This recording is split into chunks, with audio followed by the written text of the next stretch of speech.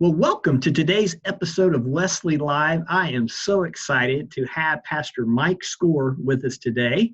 Pastor, how are you today? Doing well. Up here in Northwest North Dakota, we're just happy to see sunshine and temperatures above freezing. So it's always a good day when you have both of those things. Well, I know I've been up there a couple of times to visit you, and I am just so impressed, not only just with the community and the community that you've built there at New Hope, but specifically with the building itself. And how long have you and Kylie and the family been there at New Hope? We're just finishing up 9 years. It'll be 9 years this July. We moved here from Sacramento, where we were for about 10 years. So, and it seems, some days it seems like 2 or 3 decades, and some days it seems like just a few months. Wow, 9 years. Now, who was the pastor there at New Hope before you? Right before us was Pastor Steve Norby. He's in Brookings, South Dakota now. That's one of the unique things about this, because I kind of grew up in this district, and so I grew up familiar with this church. So I know, or I'm friends with, almost every senior pastor who's been here in the past, or have gotten to know them. So it's been it's a great journey to kind of track down through the years and track the journey of the church and the progress of the church, and to be able to pick up the phone or shoot a text or an email to say, I need some history here on some things. So it's fun to be part of that kind of legacy. Well, like I say, it's a great community that you built. And like I said, one of the most impressive things is when I walked into your church. Can you maybe describe a little bit? I mean, it's not your normal church when you walk in. It's so cool, the atmosphere. When we came here, really visited for the first time 9 years ago this month. Oh, wow. There was the church building that we were in wasn't all that old. It had been built in the late 90s, actually under Mark Gorvet. Oh, okay. I know a lot of people would be familiar with. Yeah. And it was kind of on the edge of town. They'd moved from the middle of town to the edge of town. And we were right at the beginning of the oil boom that was happening at the time. And so there were a lot of dreams. We knew we needed to build a building. And I inherited, I think at last count, about 6 different building plans and designs when we came in. Wow. And I just put everything on hold and said, okay, I need some time. I'm brand new here. And so for a year, we just spent some time thinking and praying. And one of the things that we began to realize is all the building designs were designed for us. They were internally focused, things that we wanted. Mm-hmm. And as we began to look around, we said, we need to build a building. And a friend of mine coined this phrase years ago, and I kind of adopted it for us, that we have a community center in town, but how can we build a building that helps us become the center of the community? Oh, wow. We really built a building that was designed to say, hey, we're here for you as the community instead of for us.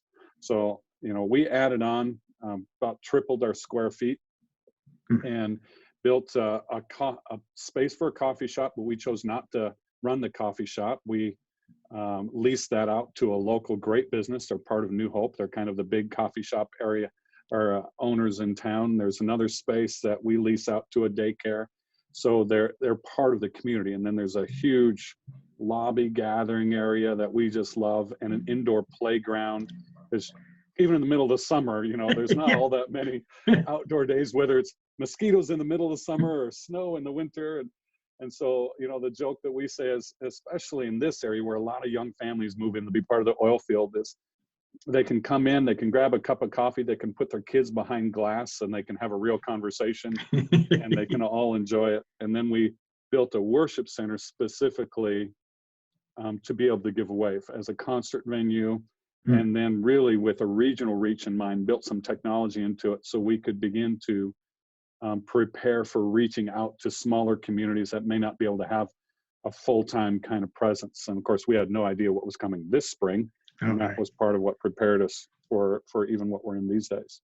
Yeah, I mean, just the foresight in the outreach opportunities that you have. I know I was there, I think, on a weekday morning, and the coffee shop was just bustling. You had people all over the place.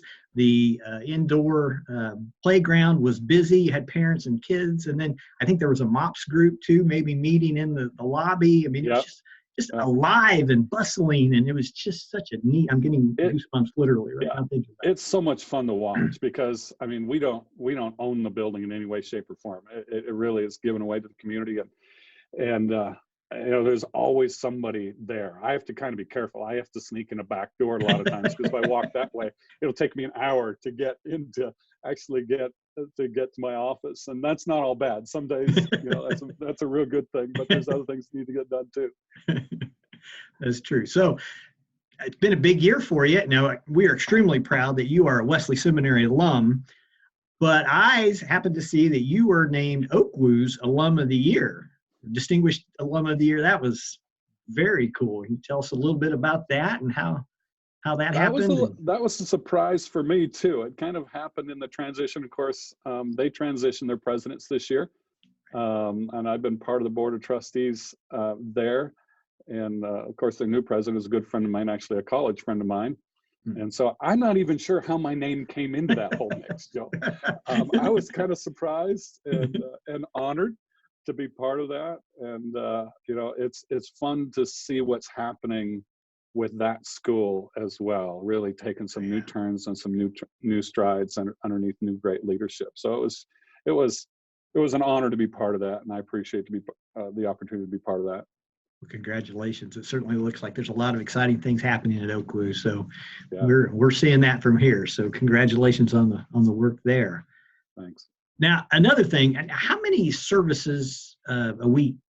Well, let me back up a little bit. I know as I transitioned in here into the seminary and been watching your services first from afar and then came and visited you, I've got to say that you guys are, I'm not going to say the only church, but one of the churches that was on the forefront technologically.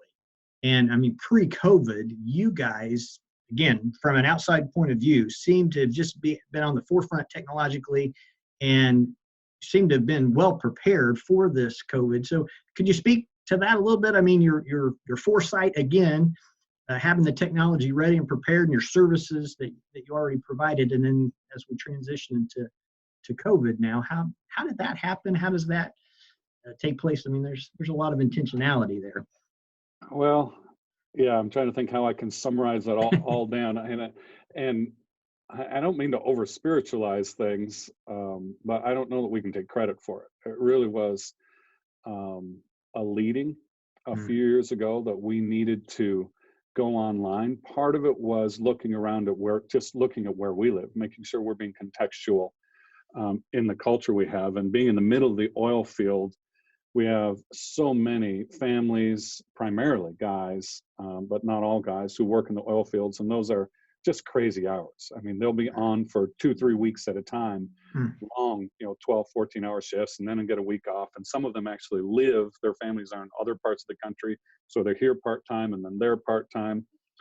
And so we knew not only with that, but then we add on top of that, we started really looking at the community around us. And so much of our church planning efforts, and I'm not opposed to it or don't put it down in any way, shape, or form, is urban centered. And I get it. I mean, the numbers aim that way, but we have to make sure that we aren't ignoring the rural parts of our world that are becoming increasingly secular, believe it or not. Most people don't think of it that way, but they really are. So we started looking at all these little communities that have, I say this carefully, but really many of them around us don't have much for a competent presentation of the gospel. There's maybe a little church here, a little church there, but they haven't had anybody there for a while, and so we just started looking at those factors and trying to figure out, okay, how can we provide the opportunity for those people who can't make it, say, on a weekend service or in a midweek service. They might only be able to be physically present every 3-4 weeks, and that's the regular attenders, Right. And then we have all these little communities. So we really felt compelled and started doing some research and began just doing a simple live feed, and we built that into the technology of the building when we built the building. And I wouldn't say we are great at it. We got better at it. but I'm really grateful for it because we were able to make the turn in just about a 24-hour period. Wow. And our team was amazing because not only did we make the turn to go completely online, but we added content, as I know many churches are doing, and we've been students of a lot of churches, and then increased our game a little bit, if I can use that term, to offer more opportunities. And we felt just compelled. We have we've had 2 live services on Sunday morning. Okay. If you're going online, increase our influence during this time. So we went from 2 now to 4 hosted, and then it's online all week long. And then because we had that opportunity, we just felt another prompting to invite churches, not Wesleyan churches, but just churches from a region in our community who didn't have that experience to come in, and we just helped them. We taught them how to do it. They're able to use our equipment, offered to record their services in our building if they wanted to. And so it really became a let's grow the kingdom thing. And I'm so grateful the Lord prepared us for that in the small ways that he did.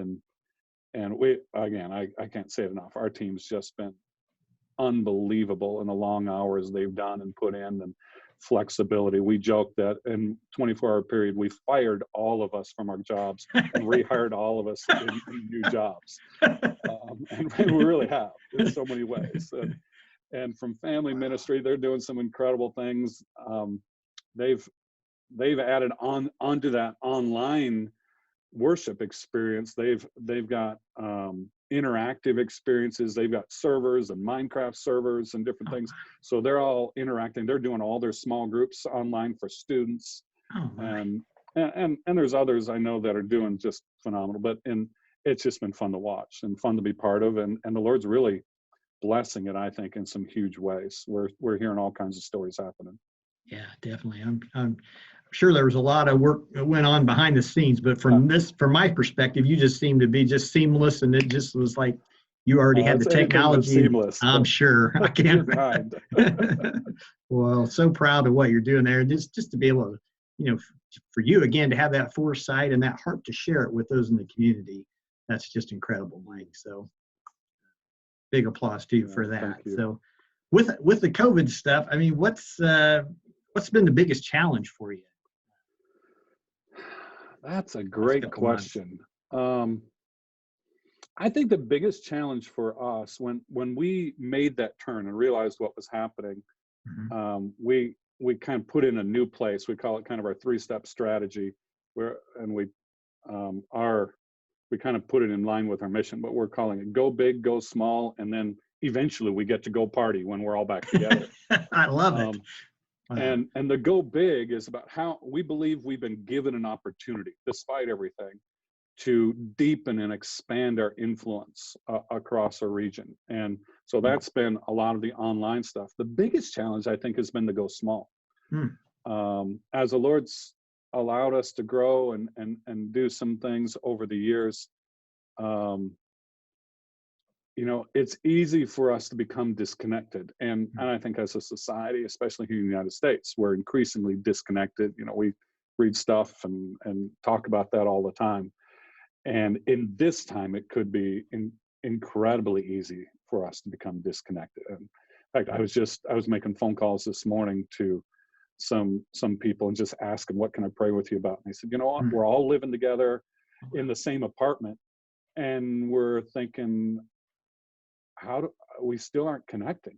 We just don't know how to connect. Oh, wow. And so I think the big challenge for us is, as a church community, to stay connected. So it's not just about we sit and watch an experience on Sunday morning, but we join in. But then how do we stay connected and trying to learn from others? And so we're experimenting with all kinds of things. We're calling everybody in our database over these few weeks and trying to connect with them. And that's the challenge. And I don't know that we've done it well, but we're taking a shot at it. Wow, that's amazing. That's incredible. And I know I saw some pictures on social media. It looked like you had the whole family there for Easter Sunday around the table. And yeah. Yeah, in the pastor's house, Easter is not necessarily a day, but a relaxing day, is it? No. And so, Kylie, my wife, is a pastor on our staff here. She's our weekly celebration pastor. So all of our online stuff, all of our first impression stuff, our music and all that, she and her team oversee all of that. So with a typical Easter, we're going in all kinds of different directions. And then our oldest son actually is a resident on our creative team staff. Oh, wow. And so we've got 3 different ones of us, and then our youngest is a phenomenal musician. He didn't get that from me. So he's a pretty good drummer. I've heard him. Yeah. On a given weekend, just as a family, we're just busy. So it was a different Easter. We were all part of hosting.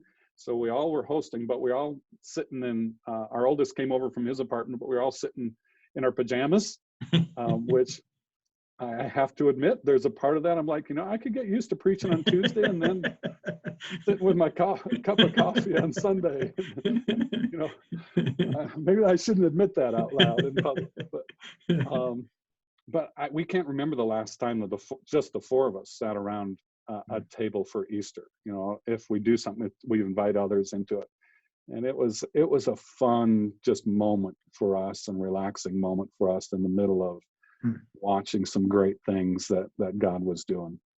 Well, that was cool to see. Thank you for sharing that. Like I say, I'm sure you can't remember the last Sunday you guys were all together, especially on Easter Sunday. So. Yeah. Well, Mike, as we begin to close here, is there anything that you'd want to share with any other alum or pastors that are watching right now? Just anything that's on your heart or anything in general? That's a great question, Joel. I think if anything during this time of COVID-19, I hope pastors, alums are staying encouraged. As this drags out, we don't know what's on the other side of this. As we try to lead well, guard your own heart. But I really, really believe that God is allowing us an opportunity here, not only as a church to see, I think through digital media as a potential next great awakening, but also hopefully for pastor families who a lot of times are like us, going in 5 different directions, just to take some time and to reset and reconnect and reprioritize. And don't waste the moment, but don't waste it by, you can waste it by not doing enough or by doing too much. Don't waste this moment. Spend some time and rest, but also, just seek out the Lord. What can your church do in this moment? I think we're being gifted that. That's so good. So powerful. Thank you so much for sharing that. And thank you for your time. I know you've got lots going on there, but I can't thank you enough for agreeing to be with us today. Well, evidently, I only preach 1 time a week now, and then I'm in my pajamas on the weekend. So evidently I got plenty of time. Well, thank you. And I can't wait to get back up to see you. I hope to be up again this fall, if good Lord willing. Yeah. So thank you so much. Nice weather day. Oh, that sounds good. That sounds good. Thank you for your hospitality and for agreeing to do this. And remember, for those watching, we are Wesley and you belong here. And this is one of our alum. We're very proud of him. And we thank you for all your time and all that you're doing for the kingdom, Mike. Thank you so much. Thanks, Joel. You're welcome. Blessings.